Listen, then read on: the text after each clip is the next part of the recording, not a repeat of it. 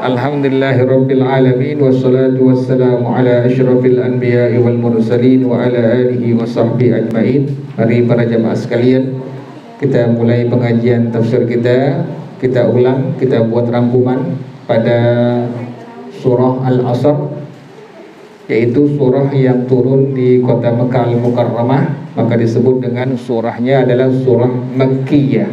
Jadi surah Al-Asr adalah surah yang turun di kota Makkah Al-Mukarramah, makanya disebut dengan surah Makkiyah.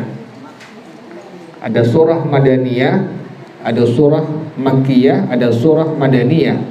Surah Makkiyah adalah surah yang turunnya di kota Makkah Al-Mukarramah, sementara surah Madaniyah adalah surah yang turunnya di kota Madinah Al-Munawwarah. Jadi di antara surah Makkiyah adalah ini, surah Al-Asr, surah yang turunnya di kota Makkah Al-Mukarramah, yang jumlah ayatnya adalah mencapai 3 ayat. Yang pertama adalah wal asri. Tafsir yang pertama, wal asri adalah ad-dahru, demi masa. Jadi kalau dibilang wal asri, maka pada tafsir yang pertama, wal asri adalah artinya demi masa. Dalilnya Rasulullah sallallahu alaihi wa alihi wasallam, beliau aqsama bid-dahri wa kana alaihi salam yaqra'u wal asri wa nawa'i bid-dahri. Rasulullah sallallahu alaihi wasallam, beliau pernah mengucapkan kalimat membaca wal asri. Beliau menjelaskan wal asri adalah wa nawa'i bid-dahri, demi pergantian masa. Oleh karena itu, maka para ulama ahli tafsir menjelaskan tafsir yang pertama, wal asri adalah demi masa. Kemudian pengarang rahimahullah, beliau mengatakan pada tafsir yang berikutnya, yang kedua, wal asri, pendapat daripada al-Imam Abu Muslim rahimahullah, beliau katakan wal asri adalah ahadu tarafayin nahari, waktu asarnya. Jadi kalau yang pertama tadi wal asri demi masa, yang kedua adalah demi waktu asar. Allah bersumpah dengan waktu asar sebagaimana Allah bersumpah dengan waktu duha. Allah bersumpah dengan kalimat wadduha wal laili idza saja ma wadda'aka rabbuka wa ma qala walal akhiratu khairul laka minal ula wala sawfa yu'tika rabbuka fatarda, dan seterusnya. Nah, Allah bersumpah dengan wadduha, waktu duha. Allah pun bersumpah dengan waktu asar. Oleh karena itu para ulama ahli tafsir mentafsirkan bahwa tafsir yang kedua wal asri adalah demi waktu asar. Dalilnya adalah Rasulullah sallallahu alaihi wasallam, beliau bersabda, man halafa ba'dal asri kadiban la yukallimuhu Allah wa la yanzuru ilaihi yaumal qiyamah. Orang yang bersumpah dusta, sumpahnya palsu, menggunakan nama Allah, dia sebut kalimat wallahi, atau disebut wabillahi, atau disebut dengan kalimat tallahi. Ini 3. Jadi kita boleh bilang wallahi, boleh kita bilang wabillahi, yang kedua adalah tallahi. Kalimat sumpah semua yang artinya sama, yaitu demi Allah. Al-Imam Asy-Syafi'i radhiyallahu an, beliau tak pernah bersumpah dengan nama Allah sekalipun beliau benar. Jadi ini satu ta'dib untuk kita semua, bahwasanya kita alangkah lebih bagusnya jangan sering bersumpah dengan menyebutkan nama Allah. Jadi sekalipun benar, jangan dengan menyebutkan, mudah sekali lidah kita dengan menyebutkan kalimat wallahi atau billahi atau tallahi. Jadi Allah bersumpah tadi dengan waktu asar.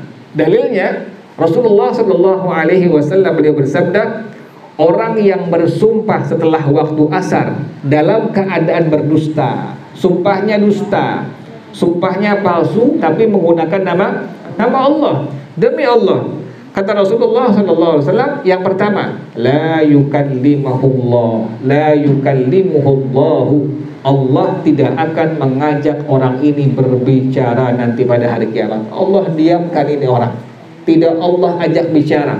Orang yang bersumpah dengan nama Allah di waktu asar dalam kondisinya berdusta terhadap yang dia sumpahkan. Yang kedua, wala yanzuru ilaihi yaumal qiyamah, dan Allah tidak memandang dia dengan pandangan rahmat nanti pada hari kiamat. Ini yang sangat berat. Makanya hal ini sangat di-warning oleh baginda Rasulullah SAW agar kita mengupayakan diri kita jangan sekali-kali kita bersumpah dengan nama Allah Subhanahu wa ta'ala. Yang paling mudah bagaimana? Sudah kita bilang haqqan, benar yang saya ucapkan. Jadi nggak perlu kita menyebutkan kalimat apa tadi?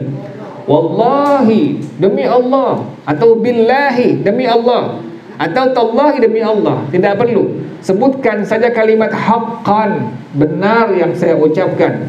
Tidak perlu kita ucapkan dengan kalimat wallahi atau billahi atau tallahi. Itu yang kedua, tafsir dari wal asri, demi waktu asar. Jadi yang pertama wal asri, demi masa. Yang kedua wal asri, demi waktu asar. Yang ketiga yaitu adalah pendapat daripada Al-Imam Muqatil rahimahullah. Kata beliau, wal asri maksudnya adalah arada salatal asar. Yang dimaksud adalah salat asarnya. Demi salat asar. Allah bersumpah dengan kalimat wal asri, maknanya wasalatil asri, demi salat asar. Dalilnya mana? Yaitu Allah berfirman wassalatil wusta, dan salat pertengahan, yaitu apa? Asar, subuh, zuhur, kemudian asar, maghrib, isya, pertengahan adalah salat fardu asar. Wassalatil wusta, inilah dalil yang diambil oleh para ulama ahli tafsir bahwasanya yang dimaksud dengan kalimat wal asri adalah tafsirnya demi waktu salat asar. Dalil yang kedua, Rasulullah sallallahu alaihi wasallam beliau bersabda, man fatathu salatul asri faka'annama watara ahlahu wa malahu. Orang yang kelewatan dia tidak melakukan sholat fardu asar, kata Rasulullah SAW, maka sungguh orang tersebut telah menyia-nyiakan anak istrinya dan hartanya.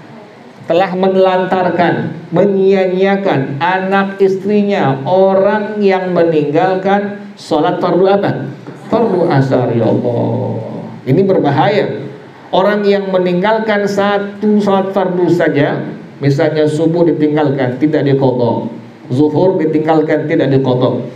Para ulama menjelaskan, jika dia sampai meninggal dunia tidak taubat, tidak mengqadhanya sampai meninggal dunia, maka para ulama menjelaskan dia akan mendekam di neraka jahanam selama 1000 tahun. Subhanallah, selama 1000 tahun. Bahkan ada ulama yang mengatakan selama 500 tahun. Satu hari akhirat sama dengan 1000 tahun bumi. Ini bagi orang yang meninggalkan salat fardu secara sengaja, kemudian tidak ada niat untuk mengqadhanya. Tadi kata Rasulullah SAW, orang yang meninggalkan salat asar, maka sungguh dia telah menelantarkan anak istrinya dan harta yang dia milikinya. Kemudian pada jamaah sekalian, maka pengarang rahimahullah beliau mengatakan bahwa ada salah seorang perempuan sahabiyah. Jadi ada perempuan sahabiyah dari kalangan perempuan, ada yang merupakan sahabat Nabi disebut dengan sahabiyah. Kemudian ada dari kaum laki-laki yang merupakan sahabat Nabi. Inilah yang disebut dengan as-sahabi. Jadi kalau kita ketemu dengan kalimat as-sahabi, berarti sahabat Nabi dari kalangan laki-laki. Sementara sahabat Nabi dari kalangan perempuan adalah disebut as-sahabiyah. Salah seorang as-sahabiyah, sahabat Nabi Muhammad SAW, pernah berteriak-teriak di gang-gang kota Madinah. Teriakannya bagaimana? Dia katakan, "Dulluni 'alan Nabi sallallahu alaihi wasallam." Tunjukkan aku ke Nabi Muhammad sallallahu alaihi wasallam. Ini perempuan sahabiah ingin dia ditunjukkan langsung kepada Nabi Muhammad sallallahu alaihi wasallam. Fara'aha Rasulullah sallallahu alaihi wasallam. Maka Nabi melihatnya langsung. Pas dia lagi teriak-teriak di kota-kota Madinah, di gang-gangnya, dengan kalimat dulluni 'alan Nabi sallallahu alaihi wasallam, maka langsung Nabi melihatnya. Nabi langsung bertanya kepada sahabiah ini. Maka ini perempuan as-sahabiah langsung mengatakan di hadapan Nabi Muhammad sallallahu alaihi wasallam, "Ya Rasulullah, inna zawji ghaba anni." Wahai Rasulullah, suami aku telah pergi dari aku. Fazanaitu, aku berzina. Faja'ani waladun minaz zina, aku lahirkan seorang anak dari apa? Dari hasil perzinahan. Fa'alqaitul walada fi dannin al-khalli, kemudian aku masukkan anak tersebut di sebuah botol yang isinya cuka. Hatta mata, sampai meninggal dunia. Ini orang dosanya udah apa? Udah kebanyakan. Berzinanya sudah dosa, kemudian membunuh anaknya hasil perzinahan sudah apa? Sudah berdosa. Bahkan tidak dibunuh secara wajar, dibunuhnya dimasukkan ke dalam botol cuka sampai ini anak meninggal dunia. Setelah itu, thumma bi'na dzalikal khalla, kemudian kami jual cuka tersebut yang isinya ada siapa? Ada bayinya. Ya Allah, sudah berzina, kemudian dia bunuh anaknya, dimasukkan dalam botol cuka, kemudian dijual cukanya yang terdapat di dalamnya bayinya tadi. Maka kata dia, fahalli min taubatin, apakah saya bisa Allah terima taubat saya? Ya Allah, dia pengen taubat kepada Allah Subhanahu wa taala. Sudah mengakui dosa yang pernah dia kerjakan di hadapan Allah Subhanahu wa taala. Jawab Rasulullah sallallahu alaihi wasallam, "Amma zina fa alaikir rajmu." Adapun dosa zina, maka engkau wajib mendapatkan rajam. Karena ada dua zina, ada zina yang disebut dengan zina muhsan, yang kedua zina ghair muhsan. Jadi ada zina yang disebut dengan zina muhsan, yang kedua adalah zina ghair muhsan. Bagaimana pengertiannya? Zina muhsan adalah zina yang dilakukan oleh orang yang sudah pernah menikah. Sementara zina ghair muhsan adalah zina yang dilakukan oleh orang yang belum pernah menikah. Jadi kalau ini orang pernah menikah, kemudian dia berzina, maka disebut dengan zina muhsan. Atau ada orang yang kedua, dia berzina tapi dia belum pernah menikah, maka disebut dengan zina ghair muhsan. Hukumannya bagaimana? Apakah berbeda? Ya, berbeda. Hukumannya berbeda antara perzinahan yang dilakukan oleh orang yang pernah nikah dengan orang yang belum pernah nikah. Yang pertama, zina muhsan. Bagaimana hukumnya? Hukum dalam hukum agama adalah orang tersebut dirajam sampai meninggal dunia. Sementara zina ghair muhsan, ini orang dicambuk 100 kali, kemudian diasingkan selama 1 tahun. Maka disebut dengan zina ghair muhsan. Ada dua perzinahan. Yang pertama disebut dengan zina muhsan, yang kedua zina ghair muhsan. Tadi kata Rasulullah SAW, perempuan yang sudah menikah tadi, as-sahabiyah tadi, dia berhak untuk dirajam. Kenapa demikian? Karena as-sahabiyah ini sudah pernah apa? Sudah pernah menikah, wajib untuk dirajam. Amma qatlul waladi fajazauhu jahannam. Adapun membunuh anak engkau, balasannya adalah neraka jahanam. Neraka jahanam adalah kumpulan semua neraka, disebut dengan jahanam. Semua neraka dikumpulkan, maka disebut dengan neraka jahanam. Jadi membunuh anak, balasannya pasti masuk ke dalam neraka jahanam. Wa amma bai'ul khalli faqad irtakabti kabiran. Adapun engkau menjual cuka yang di dalamnya terdapat bayi engkau yang sudah mati, itu engkau telah melakukan dosa yang besar. Ya Allah, dosanya udah apa ini? Berlipat-lipat. Yang pertama berzina, yang kedua membunuh bayinya, yang ketiga menjual cuka, dalamnya ada bayi yang sudah mati. Lakin ini, lihat ini kebijaksanaan Rasulullah Shallallahu Alaihi Wasallam. Kata beliau, lakin zanantu annaki tarakti salat al-asri, tapi aku yakini engkau ini belum melakukan sholat fardu asar. Ya Allah, jadi Nabi malah tidak menetapkan hukum bagi perempuan ini, tapi Nabi malah bilang, saya yakin kamu ini belum apa? Belum sholat asar. Inilah yang menjadi dasar para ulama bahwasanya wal asri, tafsir yang ketiga adalah demi waktu sholat asar. Kenapa demikian?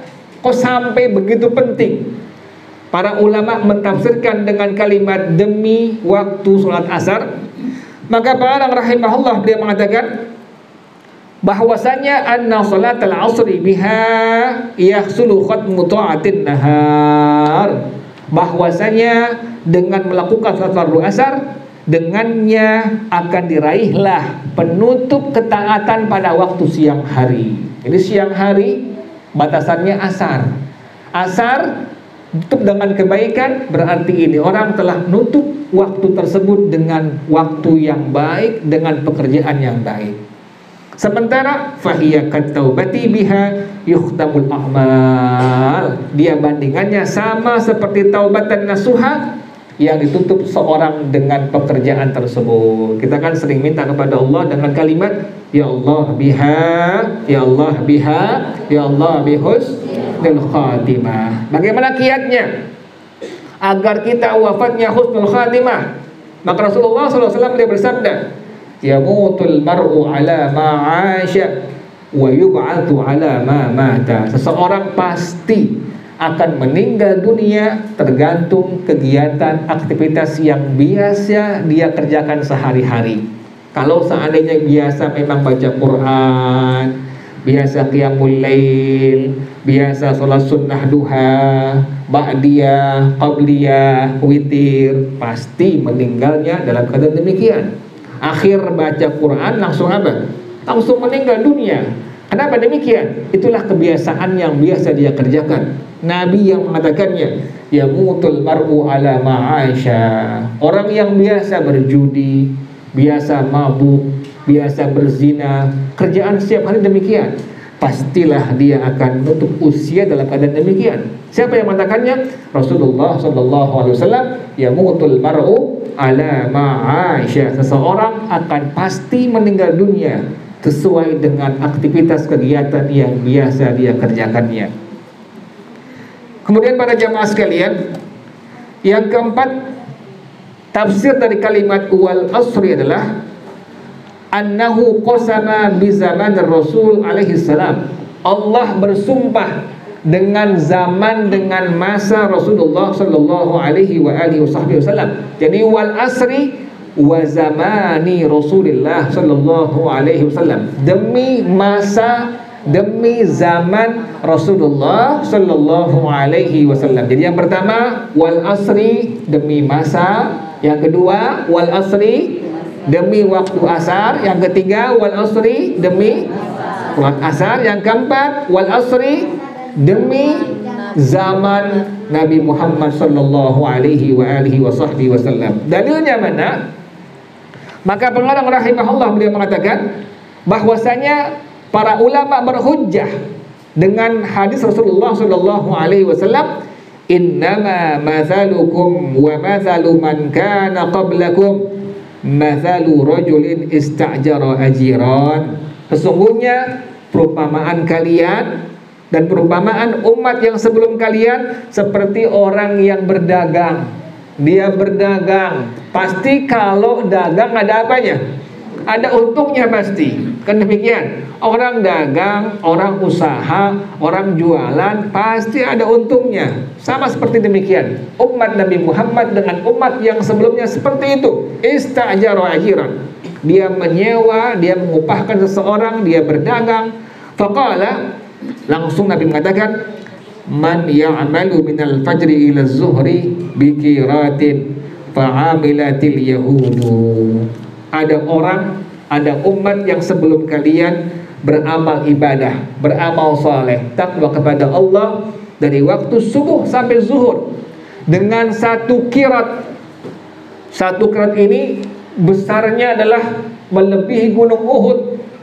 Maka fa'amilatil yahudu, orang Yahudi sudah mengerjakannya. Jadi kerjaan Yahudi dari waktu subuh sampai waktu zuhur, pahalanya Allah berikan seperti satu kirat, satu kerjaan yang pahalanya melebihi gunung Uhud. Ini sudah dikerjakan oleh siapa ini? Orang-orang Yahudi. Tsumma qala, yang kedua kata Rasulullah sallallahu alaihi wasallam, man ya'malu minaz zuhri ilal asri biqiratin fa'amilatin nasara. Ada umat terdahulu yang beramal saleh, beramal ibadah dari zuhur sampai asar dengan satu qirat, maka sudah dikerjakan hal ini oleh orang-orang Nasrani. Jadi orang Nasrani beribadah dari zuhur sampai asar, Allah berikan pahalanya satu qirat, pahala yang besarnya melebihi gunung Uhud. Tsumma qala, kemudian Nabi langsung bersabda yang ketiga kalinya, kata beliau, man ya'malu minal asri ilal maghribi biqiraitaini fa'amiltum antum.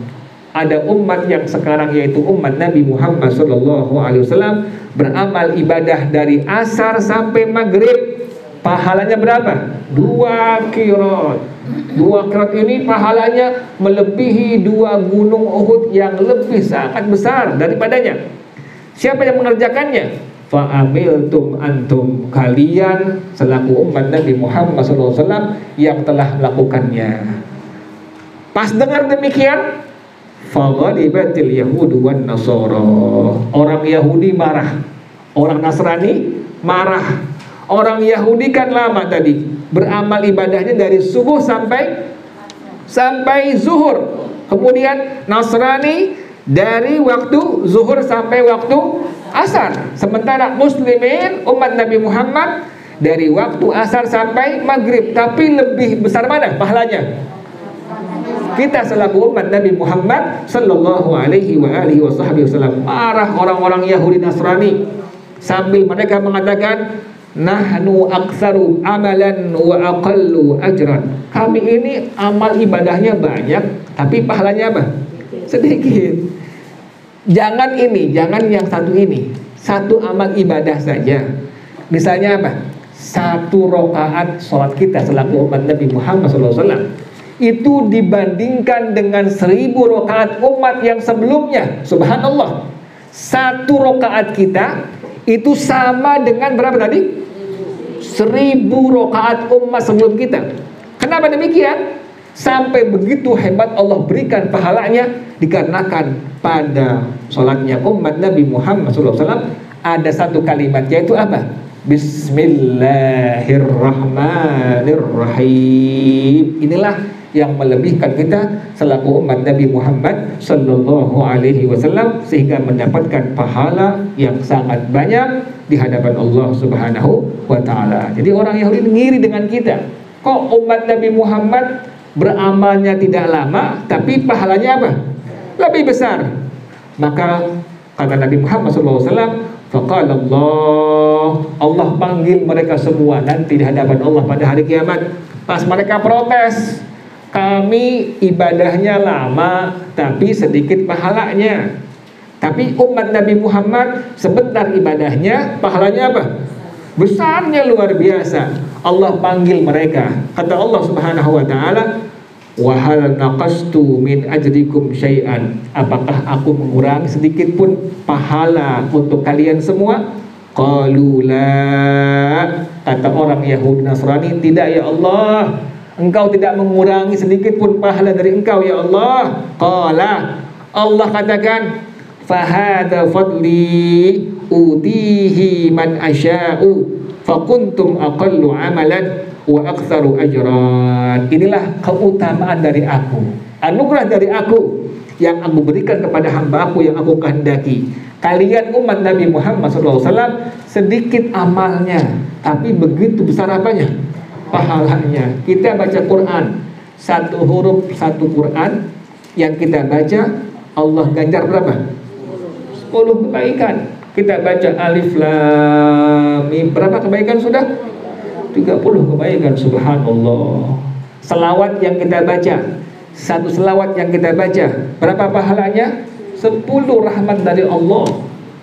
Kemudian sedekah yang kita kerjakan, yang kita keluarkan, 1 rupiah yang kita keluarkan, berapa pahalanya? 10 kali lipat. Setiap satu kebaikan yang dikerjakan oleh kita selaku umat Nabi Muhammad SAW, Allah balas menjadi 10 kali lipat. Subhanallah. Beruntung kita. Misalnya kita mengucapkan kalimat subhanallah, walhamdulillah, wala ilaha illallah, wallahu akbar. Itu hurufnya ada 40 huruf. Jadi kalau kita baca subhanallah, walhamdulillah, wala ilaha illallah, wallahu akbar, itu jumlahnya ada berapa tadi? 40 huruf. Dan ini merupakan disebutnya al-baqiyatus salihat. Jadi kalau Bapak Ibu sekalian membaca kalimat tadi, subhanallah, walhamdulillah, wala ilaha illallah, wallahu akbar, disebutnya al-baqiyatus salihat. Istilahnya demikian. Al-baqiyatus salihat adalah kalimat subhanallah, walhamdulillah, wala ilaha illallah, wallahu akbar. Satu hurufnya Allah balas 10 kebaikan. Kalimat subhanallah, walhamdulillah, wala ilaha illallah, wallahu akbar, jumlah hurufnya ada 40. Sekali kita baca berarti berapa kebaikan? 400 kebaikan Allah berikan kepada kita. 3 kali kita baca berapa kebaikan? 1200. Subhanallah. Dan kalimat ini merupakan ghirasul jannah, tanaman surga. Nanti muslimin, muslimat, umat Nabi Muhammad SAW yang mendapatkan ridha Allah sampai pada akhirnya masuk dalam surganya Allah. Masing-masing kita mendapatkan kapling. Tanahnya luasnya berapa? 10 kali lipat luas permukaan 7 lapis dunia ini. Subhanallah. Per orang hambanya Allah nanti di surga itu masing-masing mendapatkan kapling. Jadi nggak pakai apa? Nggak pakai BBB dari Allah. Bebas, gratis semuanya. Itu Allah berikan kapling, tanahnya 10 kali lipat 7 lapis dunia. Luas nggak tuh? Luasnya luar biasa. Tanamannya apa?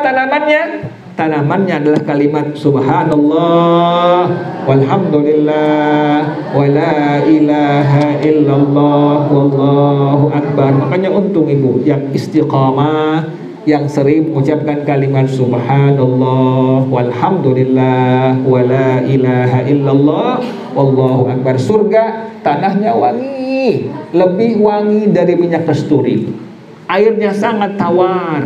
Dan tanaman-tanaman surga semua adalah kalimat subhanallah, walhamdulillah, wala ilaha illallah. Jadi ibu kalau pengen, bapak ibu sekalian, kalau pengen nanti tanahnya nggak kosong dari pohon-pohon, tanaman-tanaman, dari sekarang kita nanamnya. Apa yang kita tanam? Bacaannya tadi subhanallah, walhamdulillah, wala ilaha illallah. Jangan nanti pas di surga kok kosong gak ada pohonnya. Sekarang ini kita beramal ini, kita cocok tanam sekarang ini, tumbuhkan sekarang.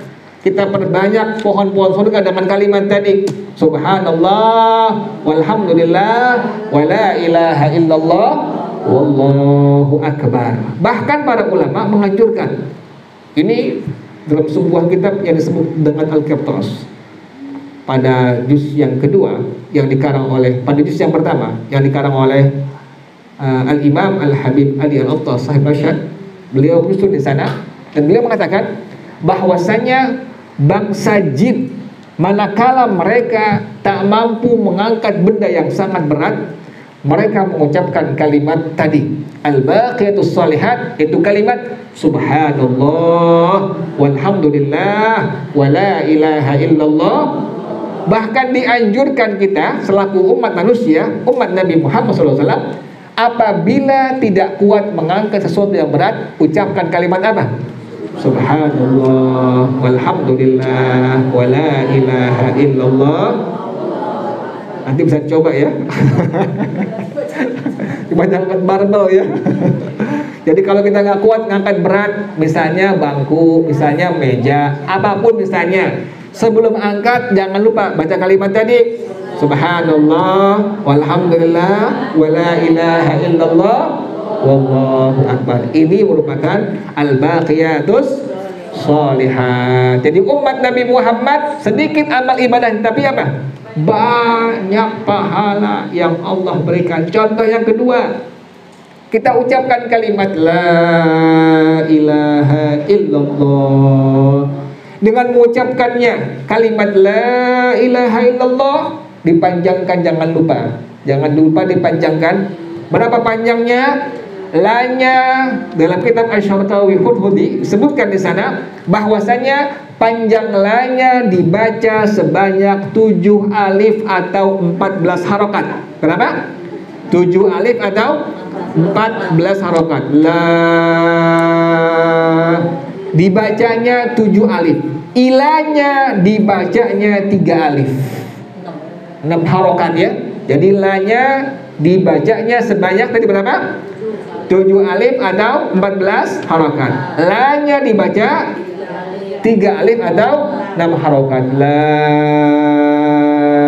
ilaha illallah. Nabi yang menjamin. Orang yang membaca kalimat tersebut dengan dipanjangkan kalimat la-nya, ilanya tadi, la-nya dipanjangkan sampai 14 harokat, ilanya sampai tadi berapa? 6 harokat. Nabi yang menjamin udimat lahu arba'atu alafin al-kabair. Allah ampuni bagi orang tersebut 4.000 dosa besar yang pernah dia kerjakan. Ya Allah, berapa tadi? 4.000 dosa besar yang pernah dia kerjakan. Bagaimana kalau ini orang nggak pernah melakukan dosa besar, nggak pernah berjudi, nggak pernah berzina, nggak pernah mabuk, nggak pernah, pokoknya semua nggak pernah dikerjakan dosa-dosa besar, maka Allah ampuni dosa-dosa besar yang pernah dikerjakan oleh anak istrinya. Subhanallah. Untuk makanya satu rumah yang menyebutkan kalimat tadi apa? La ilaha illallah dipanjangkan, jangan lupa ya. La-nya dipanjangkan sebanyak 14 harokat, ilanya sampai 6 harokat. Kalau seandainya dia tidak ada dosa besarnya, maka Allah ampuni dosa besar untuk anak istrinya. Bagaimana kalau seandainya anak istrinya nggak pernah berbuat dosa besar, maka Allah ampuni dosa besar tetangga-tetangganya. Subhanallah. Tetangga-tetangganya yang pernah melakukan dosa besar berapa? Tadi sama, 4.000 dosa besar. Ini lantaran seorang muslimah mengucapkan kalimat tadi. Kalimat apa tadi? La ilaha illallah. Makanya para ulama sangat menganjurkan kita untuk berzikir. Terutama kita ucapkan kalimat tadi la ilaha illallah. Jadi umat Nabi Muhammad sedikit amal ibadahnya, tapi apa? Sangat besar pahalanya dari Allah Subhanahu wa ta'ala. Tadi 1 rakaat umat Nabi Muhammad itu sebanding dengan 1000 rakaat umat sebelum kita. Kenapa demikian? Ada kalimat tadi apa? Bismillah, bukan la ilaha illallah. Ada kalimat tadi apa? Bismillahirrahmanirrahim. Jelas ya? Jadi tafsir yang keempat, wal asri adalah demi masa Nabi Muhammad sallallahu alaihi wa alihi wa sahbihi wasallam. Jadi kita alhamdulillah bersyukur kita lahir ke alam dunia menjadi umat Nabi Muhammad sallallahu alaihi wa alihi wa sahbihi wasallam. Kalau umat sebelum kita bagaimana taubatnya? Mereka kalau berbuat dosa di malam harinya, itu pagi harinya sudah ada dosa yang mereka kerjakan di malam harinya. Allah tulis di mana?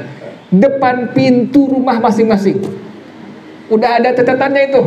si fulan berbuat maksiat semalam ini, berzina misalnya, menggibah, sudah ada semua. Dan masing-masing ada kifaratnya. Ada kifaratnya. Ini cara menggugurkannya. Di antaranya apa? Di antaranya faqtulu anfusakum. Umat terdahulu kalau sudah berdosa, maka Allah perintahkan membunuh diri mereka sendiri. Subhanallah. Berat gak itu? Berat. Jadi udah terpampang di depan pintunya, malu kan ketahuan. Ya ketahuan gibah ini.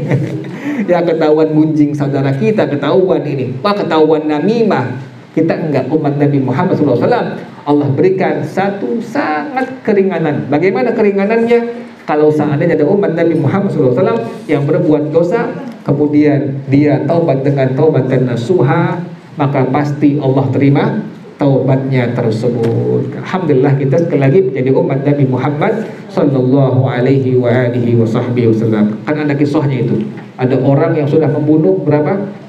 99 orang. Kemudian dia ngadu kepada salah satu orang ulama.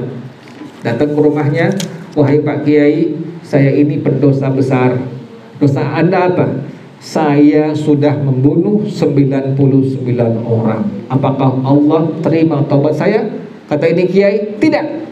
Langsung dibunuh itu Kiai. Jadi berapa? 100. Genap 100 dengan kiainya dibunuh. Kemudian ini orang langsung pergi ke tempat yang lain, datang ke kiai yang lainnya. Dia bilang, wahai Pak Kiai, saya ini pendosa besar. Dosa Anda apa? Saya telah membunuh 99 orang biasa plus 1 orang kiai. Apakah Allah terima taubat saya? Dibilang, iya, Allah terima taubat Anda. Dengan syarat engkau harus pergi hijrah dari tempat ini, tempat kampung yang penuh dosa, penuh orang-orang yang sangat berani berbuat dosa kepada Allah, pindah ke kampung itu. Kampung di sana, kampung yang banyak orang-orang soleh. Jadi pengaruh kita ini, tempat itu pengaruh, subhanallah. Makanya Rasulullah mengatakan al-jar qabla dar. Kalau pengen cari rumah, lihat tetangga kanan, kiri, depan, belakang. Lihat lingkungan. Lingkungannya setiap hari baca Quran, baca zikir, hadir pengajian. Kan mau nggak mau kita ikut kan demikian. Orang kalau berteman dengan tukang minyak wangi jadi apa? Jadi wangi. Berteman dengan tukang las jadi apa? Jadi kebakar kita. Jadi kebakar karena bara apinya. Demikian lingkungan sama seperti itu. Nabi yang sudah memberikan tahu al-jar qabla dar. Cari dulu tetangga, lihat kanan, kiri, depan, belakang sebelum mencari rumah. Sangat berpengaruh. Lingkungan kita lingkungan yang Qurani, yang Islami, yang takut kepada Allah, yang sangat takwa kepada Allah. Sudah kita terbawa kita dengan lingkungan kita. Kita baca Quran, kita baca ratib, kita baca zikir dan segala macam. Kenapa demikian? Lingkungan yang menentukan pola hidup kita dalam ibadah kepada Allah Subhanahu wa taala. Demikian bahwa umat Nabi Muhammad demikian sangatlah Allah berikan keistimewaan untuk kita. Alhamdulillah sekali lagi kita lahir menjadi umat Nabi Muhammad sallallahu alaihi wa alihi wasallam. Jadi umat Nabi Muhammad sedikit beramal solehnya, beramal ibadahnya, tapi apa tadi? Banyak pahala yang Allah berikan kita selaku umat Nabi Muhammad sallallahu alaihi wa alihi wasallam. Tadi selawat contohnya. Ada satu seorang anak muda setiap hari berbuat dosa kepada Allah. Tapi ini anak muda sebelum meninggal dunia dia taubat dengan taubatan nasuha. Kemudian dia perbanyak ucapan selawat. Dia perbanyak Allahumma sholli wa sallim ala sayyidina Muhammad. Allahumma sholli wa sallim ala sayyidina Muhammad. Allahumma sholli wa sallim ala sayyidina Muhammad. Jangan lupa wa ala ali. Jadi ibu bapak kalau mengucapkan selawat jangan lupa sertakan dengan kalimat tadi apa?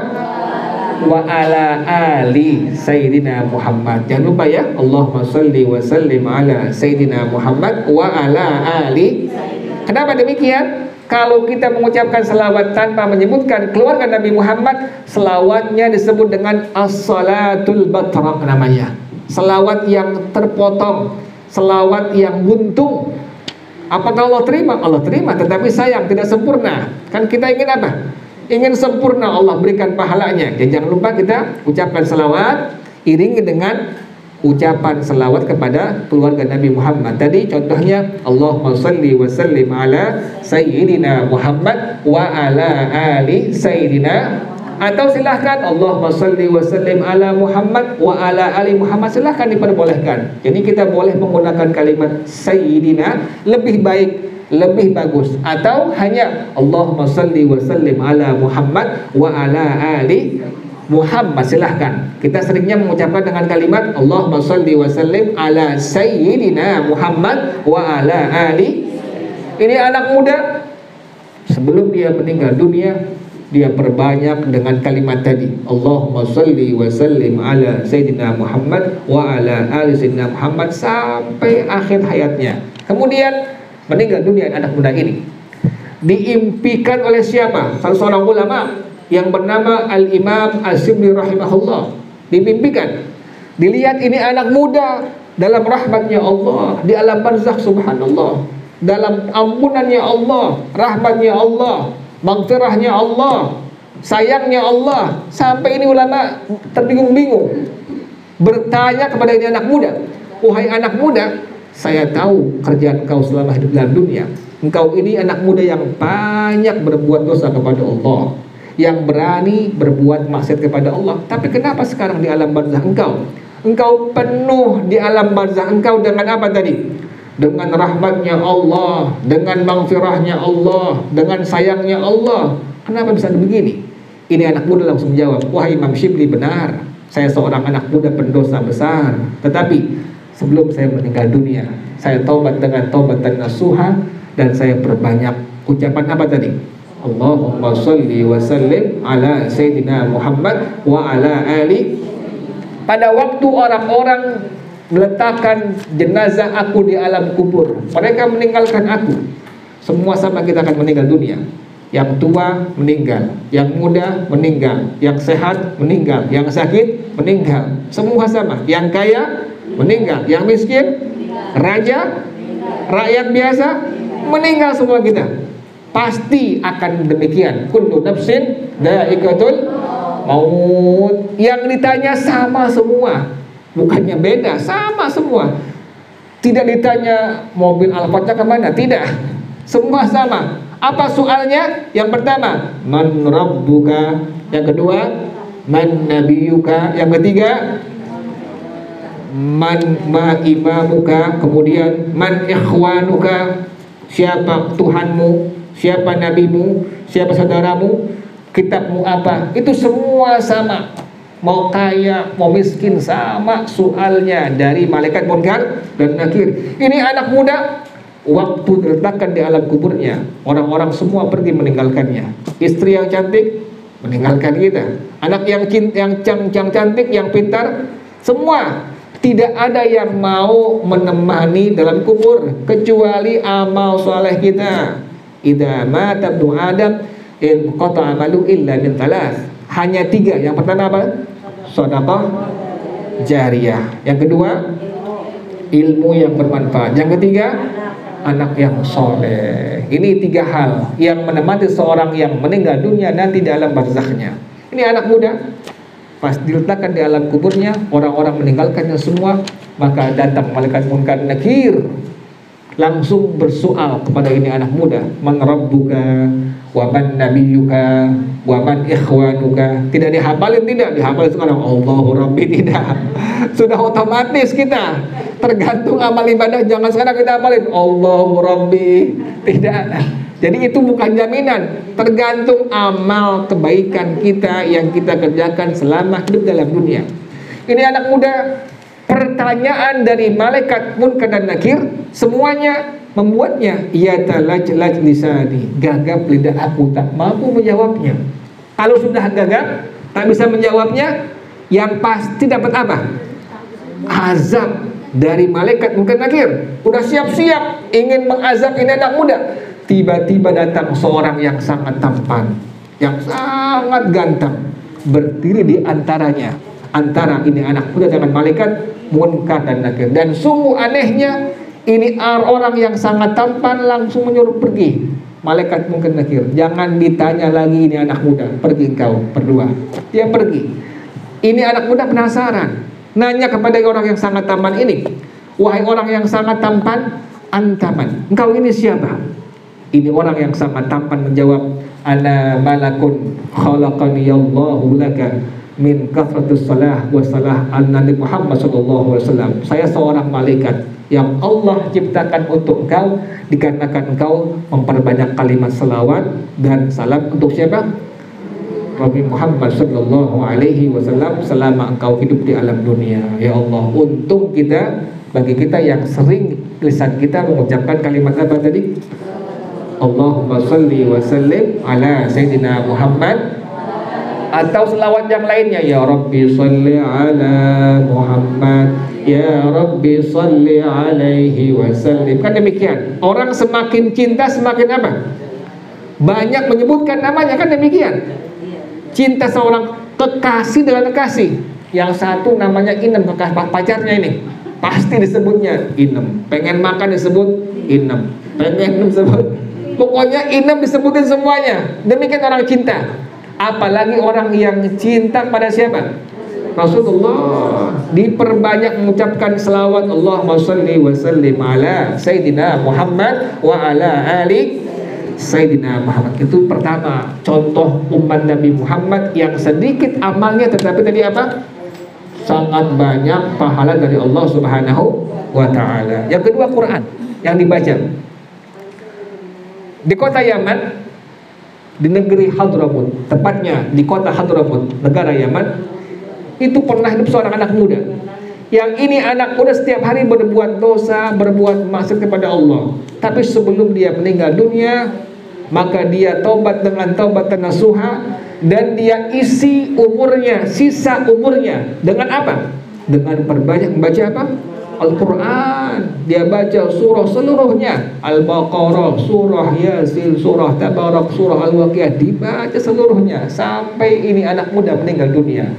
Dikuburlah ini anak muda. Kemudian malam harinya, ada seorang syekh, seorang kiai melewati pemakaman tersebut. Tiba-tiba keluar dari makam ini anak muda seekor anjing hitam.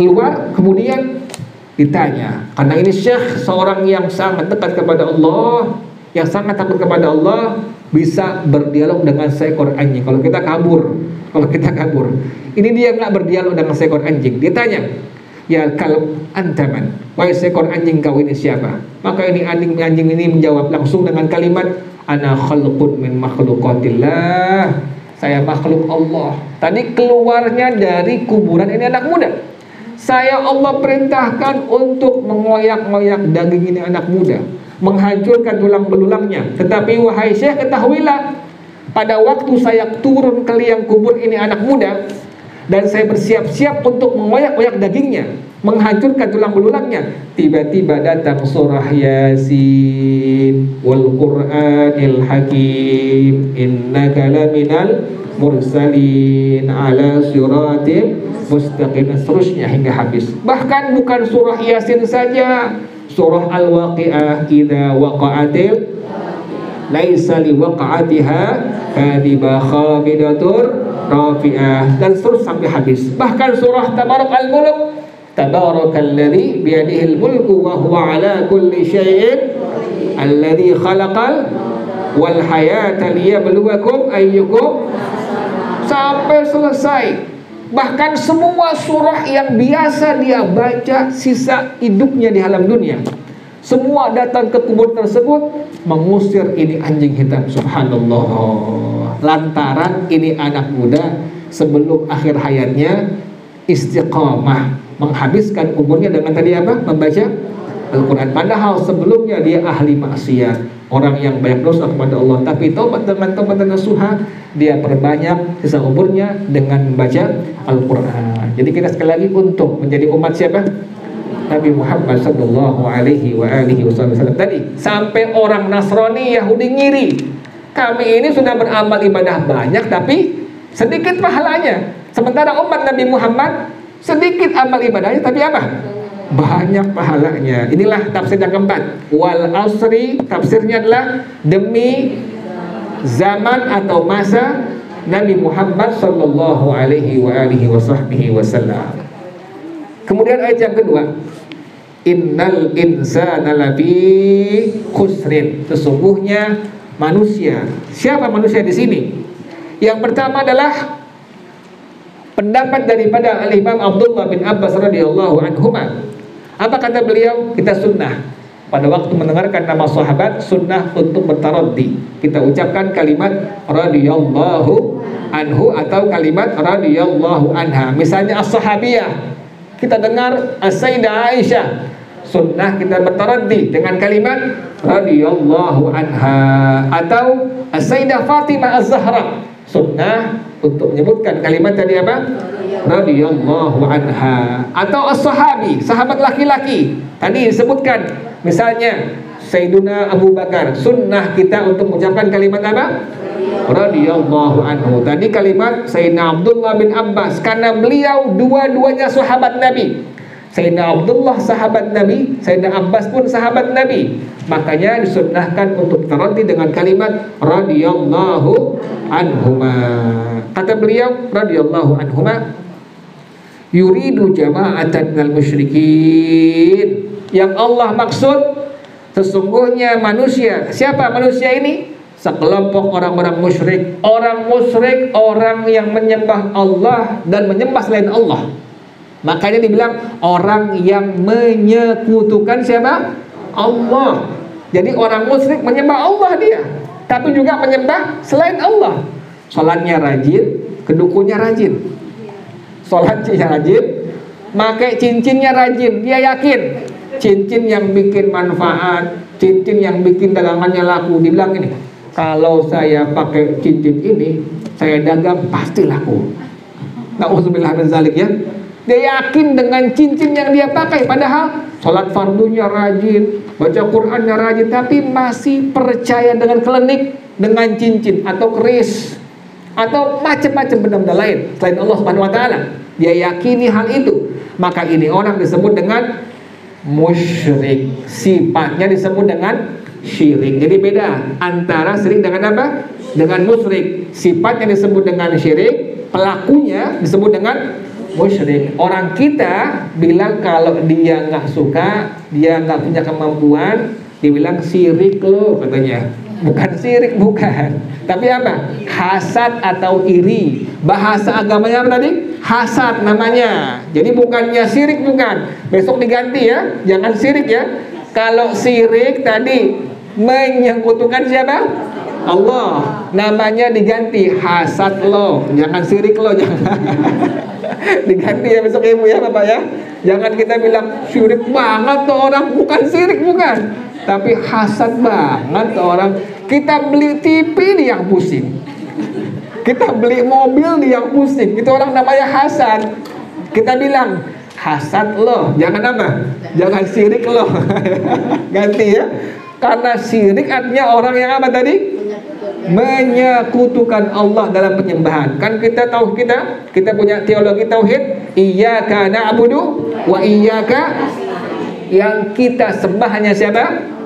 Allah. Kita sembahnya, yang kita sembah hanya Allah. Juga kita minta tolong hanya kepada siapa?